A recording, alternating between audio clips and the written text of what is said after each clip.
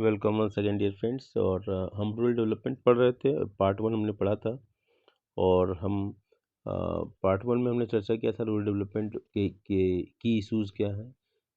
दूसरा पॉइंट हमने डिस्कस किया था credit and marketing in rural areas. और इसके बाद हम एग्रीकल्चर मार्केटिंग पढ़ रहे थे, एग्रीकल्चर मार्केटिंग, और इसी बीच में हमारा एक कॉल आ गया जिसकी वजह से हम डिस्कनेक्ट हो गए। तो ये हमारा दूसरा पार्ट है, रिवीजन का पार्ट है। बोर्ड एग्जाम 23-24 के पॉइंट ऑफ व्यू से केवल रिवीजन इम्पॉर्टेंट जो है। तो agriculture marketing is a process that involves the assembling करना, मतलब चीज़ें अलग अलग हैं, उसको एक जुट लाकर उसको एक शेप दे देना, स्ट्रक्चर दे देना उसको चलाने के लिए, जिसे कहते हैं पार्ट्स का असेंबलिंग होता है। ठीक है, कोई मैन्युफैक्चर कोई और होगा, लेकिन जगह जगह से पार्ट लाकर, जैसे कंप्यूटर की असेंबलिंग होती है, हाँ, मोटर कार की असेंबलिंग होती है। तो assembling agriculture marketing is a process that involves the assembling, storage, processing, transportation, packaging, grading, and distribution of different agricultural commodities across the country। ठीक है, ये सारी बातें मार्केटिंग का हिस्सा है। क्योंकि रूरल एस्पेक्ट्स को हम फोकस कर रहे हैं, इसलिए हम एग्रीकल्चर मार्केटिंग वर्ड यूज कर रहे हैं। तो जो मार्केटिंग जो शहरों में होगा वही गांव के लिए वही कॉन्सेप्ट मार्केटिंग का गांव के मतलब एग्रीकल्चर के लिए भी लागू होता है। तो हम इसमें असेंबलिंग, स्टोरेज, प्रोसेसिंग, ट्रांसपोर्टेशन, अब इनमें से बहुत सारी चीज़ों की कमी जो होती है ना, इसी वजह से चीज़ों की कीमती चीज़ें सड़ जाती हैं, जिससे स्टोरेज की फैसिलिटीज़ नहीं होती। गोडाउन है, हाँ, जो कोल्ड स्टोरेज वगैरह है, अगर ठीक सी व्यवस्था नहीं होगी तो क्या होगा, फसल क्रॉप तो प्रोडक्शन होगा, ओवर प्रोडक्शन भी होता है, लेकिन क्या स्टोरेज की फैसिलिटी नहीं होने की वजह से क्या बाहर रखा जाता है, सड़ जाता है, और उसको मार्केट तक जो है मार्केट प्राइस से बहुत बिलो, जो मार्केट प्राइस जो होता है बहुत बिलो होता है प्रोडक्शन कॉस्ट से। तो इस वजह से इसलिए सरकार को कई लेवल पर काम करना होगा।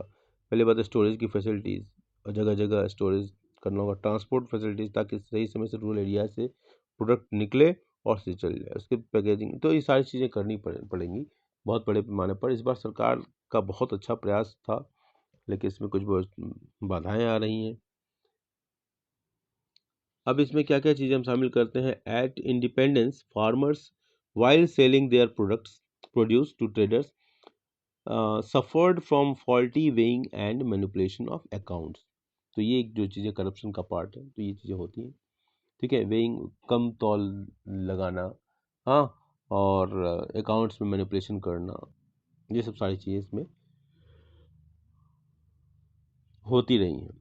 दूसरा पॉइंट है farmers who did not have the required information on prices prevailing in markets were often forced to sell at low prices.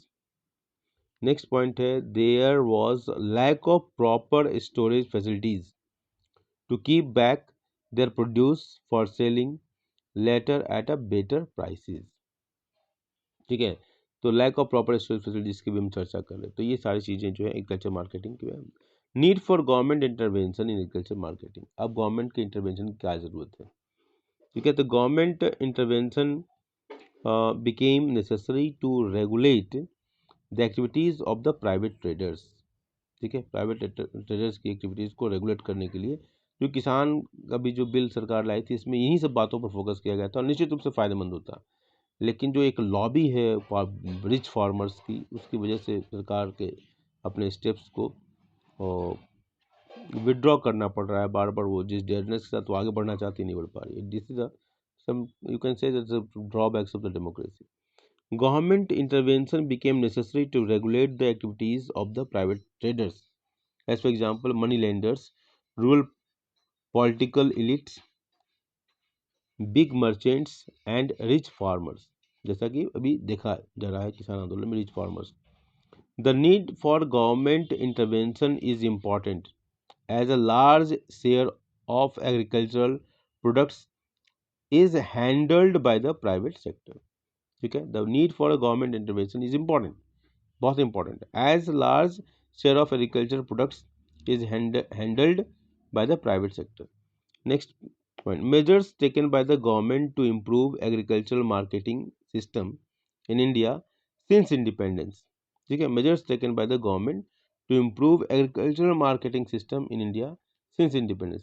क्या जो है मतलब आज़ादी के समय से क्या सरकार ने प्रयास किया है एग्रीकल्चर के विकास के लिए, अब उसके बारे में थोड़ा चर्चा करें। पहला पॉइंट क्या है, रेगुलेशन ऑफ मार्केट। सरकार ने मार्केट को रेगुलेट करने का प्रयास किया है और उसको अभी भी बहुत कुछ करना बाकी है और सरकार अभी करना चाहती है। दूसरा point, provision of physical infrastructure, physical infrastructure, ठीक है। तो तीसरा पॉइंट है कोऑपरेटिव मार्केटिंग। चौथा है policy instruments like minimum support price, इसी पर मुद्दा फंसा हुआ है, ठीक है। Minimum support price and public distribution system, PDS. तो ये 4 पॉइंट सरकार की तरफ से जो सरकार ने प्रयास किए हैं आज़ादी के बाद। Regulation of markets, provision of physical infrastructure, cooperative marketing, policy instruments like minimum support price MSP and public distribution system, PDS. तो पहले रेगुलेशन ऑफ मार्केट्स को देखते हैं। तो provision of better infrastructure facilities like cold storage and warehouses prevent distress sale. Provision of better infrastructural facilities like cold storage and warehouses prevent distress sale, ठीक है।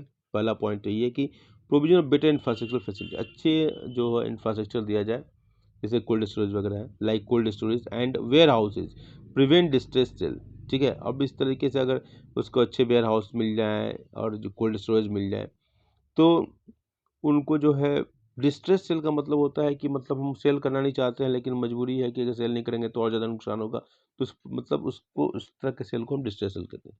It protect farmers from the exploitation of middle man intermediaries, ठीक है। तो middle man और जो बिचौलिए होते हैं उनसे जो एक्सप्लॉयटेशन होने की संभावना है वो कम हो जाती है। It protects farmers from the exploitation of middle man farmer. However, there is still a need to develop about 27,000 rural periodic markets as regulated marketplaces to realize the full potential of rural markets. इतनी सारी कमियां हैं। However, there is still need to develop about 27,000 rural periodic markets as regulated markets, ठीक है, regulated marketplaces to realize the full potential of rural markets. तीसरा point है provision of physical infrastructure facilities like roads, railways, warehouses, godowns, cold storage, etc. or cooperative marketing. Though cooperative marketing helped in realizing fair prices for farmers' products, cooperatives have received a setback during the recent past due to inadequate coverage of farmers members, lack of appropriate link between the marketing and processing cooperatives, or inefficient financial management. Fourth point है policy instruments like minimum support price MSP and public distribution system PDS. MSP provide assurance of minimum prices for agricultural products. PDS refers to the distribution of food grains and sugar through rationing. Obstacles that hinder mechanism of agriculture marketing. पहला point है despite government intervention, private trade by money lenders, rural political elites, big merchants and rich farmers predominates agriculture markets. यही हो रहा है पंजाब वाले किसान आंदोलन के संदर्भ में। Obstacles that hinders mechanism of agriculture marketing. Despite government intervention, private trade by money lenders, rural political elites, big merchants and rich farmers, ये सब नाम बताने की जरूरत नहीं है, लेकिन ये western UP, Punjab, Haryana, specially Punjab, predominates the agriculture market, वही डोमिनेट कर रहे हैं। द नेक्स्ट पॉइंट है the current infrastructure facilities are quite inadequate and generally become an obstacle to meeting the growing demand for effective agricultural marketing. Emerging alternate agricultural marketing channels. Farmers can directly sell their produce to consumers to increase their incomes through अपनी मंडी इन Punjab, Haryana and Rajasthan. यहाँ से MCQ question आ सकता है।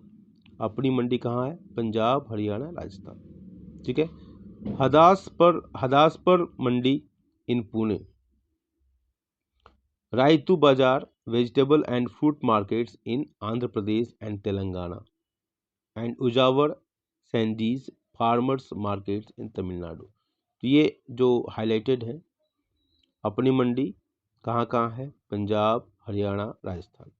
हदासपुर मंडी इन पुणे, रायतू बाजार ryotwari system से रैयतू निकला हुआ है word. Vegetables and fruits market, रैयत होते थे है ना, उसी से रैयतू।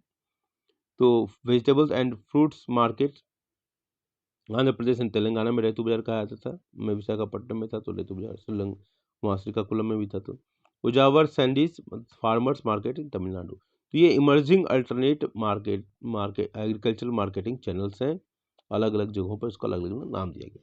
अब आते हैं एग्रीकल्चर डाइवर्सिफिकेशन, बहुत ही इंपॉर्टेंट क्वेश्चन है, बनता है इससे।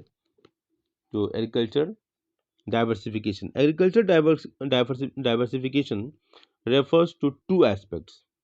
What do you mean by agriculture diversification? तो इसमें दो एस्पेक्ट होते हैं। पहला, चेंज इन क्रॉपिंग पैटर्न, और दूसरा पॉइंट है a shift of workforce from agriculture to other allied activities, livestock, poultry, fisheries. इसमें बहुत स्कोप है, एग्रीकल्चर डाइवर्सिफिकेशन बहुत जरूरी है। एंड नॉन एग्रीकल्चर सेक्टर्स को दोबारा पढ़ लेते हैं।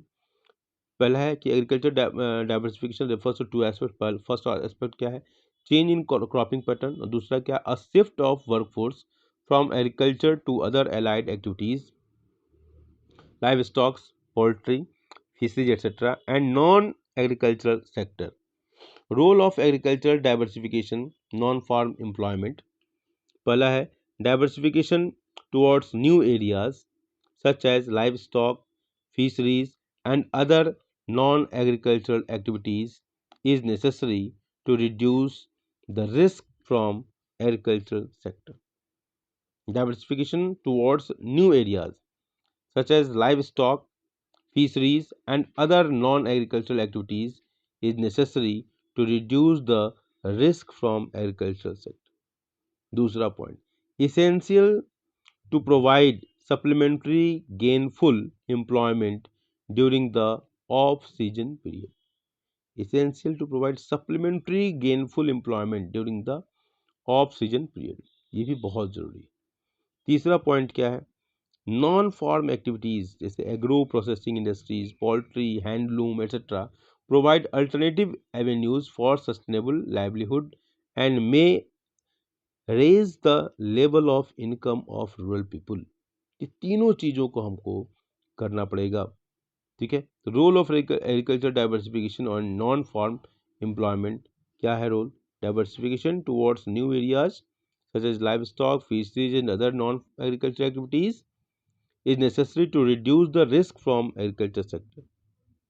दूसरा पॉइंट क्या, essential to provide supplementary gainful employment during the off season period, जब सीजन नहीं है तब उसके समय भी उनके बारे में सोचना होगा ताकि उनको कोई रोजगार मिल जाए। तीसरा पॉइंट है non farm activities, agro processing industries, poultry, handloom etcetera provide alternative avenues for sustainable livelihood and may raise the level of income of rural people. Animal husbandry, livestock production provide increased stability in income, food security, transport, fuel and nutrition for the family without disrupting other food producing activities. ठीक है, animal husbandry क्या है, livestock production provides increased stability in income। ठीक है, livestock production क्या होता है, income में, फूड सिक्योरिटी में, ट्रांसपोर्ट में, fuel, nutrition for the family without disrupting other food producing activities. ठीक है, इसका ये महत्व होता है, जो फूड प्रोड्यूसिंग एक्टिविटीज जो दूसरी है फार्मिंग एक्टिविटीज, उसको बिना डिस्टर्ब किए अगर हम करते हैं, एनिमल हस्बेंड्री का काम करते हैं, तो इनकम, फूड, ये बाकी सारी चीज़ें बहुत इंप्रूव होती हैं। Performance of the Indian dairy sector over the last 3 decades has been quite impressive. मतलब दूध उत्पादन का बहुत अच्छा योगदान रहा है। Milk production in the country has increased by about 10 times between 1951 2016। इस गैप में 51 से 2016 मतलब 10 गुना बढ़ोतरी हुई है। This can be attributed mainly to the successful implementation of operation flood. Operation flood बोले तो इसका संबंध किससे है? It is linked to the milk production. Operation flood it is 10 times increase हुआ 1951 से 2016। It is a system where all the farmers can pool their milk produced according to different grading based on the quality, processed and marketed to urban centers through cooperatives. In this system, the farmers are assured of fair prices and income from the supply of milk to urban markets. Fisheries, reason for development of fisheries in India, क्या कारण थे? Progressive increase in budgetary allocation, सरकार ने budget के माध्यम से इसको बढ़ोतरी दी। हाँ, स्पेशली द कोस्टल जो एरिया, इंडिया के पास बहुत वास्ट बेल्ट है। अगर इंडिया का पूरा मैप देखें ना तो पूरा का पूरा पेनिनसुलर एरिया, इधर कोलकाता, इधर गुजरात का जो एरिया था, है ना, ये सब बहुत बड़ा बेल्ट बन जाता है पूरा। Progressive increase in budgetary allocation, introduction of a new technologies in fisheries and agriculture, contribution to GDP, GDP में योगदान भी अच्छा खासा होने की वजह से इस पर सरकार ध्यान दे रही है। Today total fish production accounts for 0.9% of the total GDP of India. Major producing states West Bengal, Andhra Pradesh, Kerala, Gujarat, Maharashtra, Tamil Nadu. Major fish producing state हो गया। Major problem facing fishing community in India, a large share of the fish workers families are poor, rampant underemployment, मतलब लगातार उनको रोजगार सही तरीके से नहीं मिल पाता है, मतलब उनको उनकी शक्ति के क्षमता के आधार पर उनको कमी समय के लिए रोजगार मिल पाता है ना, तो ये हमेशा बनी रहती है स्थिति। Low per capita earnings, absence of mobility of labor to other sectors and high rate of illiteracy, indebtedness, ये horticulture. India has emerged as a world leader in producing a variety of fruits like mangoes, bananas, coconut, cashew nuts, and a number of spices. India is the second largest producer of fruits and vegetables. ठीक है, ये देखिए बहुत simple sentence है, जिसे सुनाने के लिए नहीं है। Mangoes, bananas, coconut, cashew nuts, number of spices, spices के लिए इंडिया बहुत पहले से ही फेमस था। Spices, India is the second largest producer of fruits and vegetables. In rural India, horticulture plays a vital role in providing food and nutrition to the rural population. It also addresses the problem of unemployment, particularly disguised and seasonal unemployment in the villages. छिपी हुई बेरोजगारी और मौसमी बेरोजगारी, ठीक है, मतलब sowing और सीजन के बीच में जो डिफरेंसेज होते हैं ना, उसकी वजह से सीजनल सोइंग सीजन और रेपिनिंग ऑफ क्रॉप्स, हार्वेस्टिंग सीजन के बीच में डिफरेंस होता है, सीजनल एम्प्लॉयमेंट। छिपी हुई बेरोजगारी मतलब ज़रूरत नहीं है फिर भी उसमें लगे हुए हैं, लगता है कि रोजगार में है बट उनका कंट्रीब्यूशन मार्जिनल प्रोडक्ट में नहीं होता है, इसलिए in the village. Okay, it has become a source of livelihood for many women in rural India. Okay, contribution of horticulture sector, nearly 1/3 of the value of agriculture output, वाह वाह वाह, nearly 1/3 of the value of the agriculture output। दूसरा है 6% of GDP of India, मतलब भारत की GDP में 6% का योगदान, बहुत बढ़िया है। Next, alternative farming. Alternative farming अगर हम कहें तो किसको कहेंगे? ऑर्गेनिक फार्मिंग को हम अल्टरनेटिव फार्मिंग का नाम देते हैं। Organic farming is the system of farming that relies upon the use of organic inputs for cultivation such as animal manures and compost instead of chemical fertilizers, pesticides, etc. It is chemical free, which helps in soil conservation. Organic farming is the system of farming that relies upon the use of organic inputs for cultivation such as animal manures and compost instead of chemical fertilizers, pesticides, etc. It is a chemical free, which helps in soil conservation.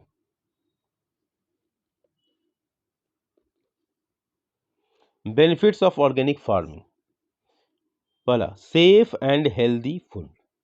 दूसरा, cheaper inputs. तीसरा, higher nutritional value. Fourth, promotes sustainable development. Benefits of organic farming क्या है? पहला, safe and healthy food. दूसरा, cheaper inputs. तीसरा, higher nutritional values. Fourth, promotes sustainable development. Safe and healthy food, there is an increasing demand for organically grown food to enhance food safety.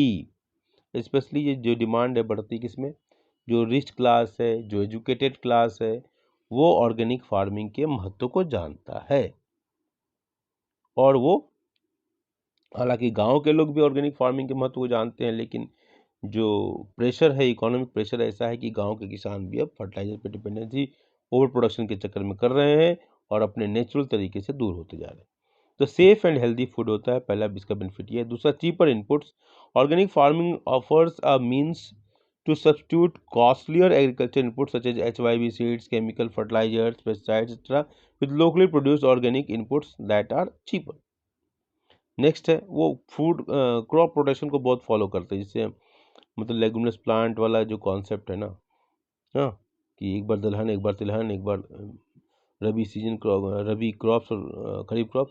इस तरीके से जो है ना, उस सारे क्रॉप प्रोटेक्शन को फॉलो करने से क्या होगा कि जो सॉइल की फर्टिलिटी है वो मेंटेन रहेगी। नेक्स्ट है higher nutritional value. Organically grown food has higher nutritional value than a chemical farming, thus providing us with a healthy food grown through the natural process. Promotes sustainable development. The produce is pesticide free, which helps in soil conservation in the long run. Consequently, organic farming is conducive to sustainable development. Next point, limitations of organic farming. Low yields, shorter shelf life and blemishes, and off season crops are limited. तो limitations क्या है? लो yield. The yields from organic farming are less than modern agriculture farming in the initial years. Therefore, small and marginal farmers may find it difficult to adapt to large scale production. Shorter shelf life and blemishes. Organic produce may also have more blemishes and shorter shelf life than sprayed produce. Off-season crops are limited. Choices in production of off-season crops is quite limited in organic farming. ये हमारे limitations हैं organic farming के।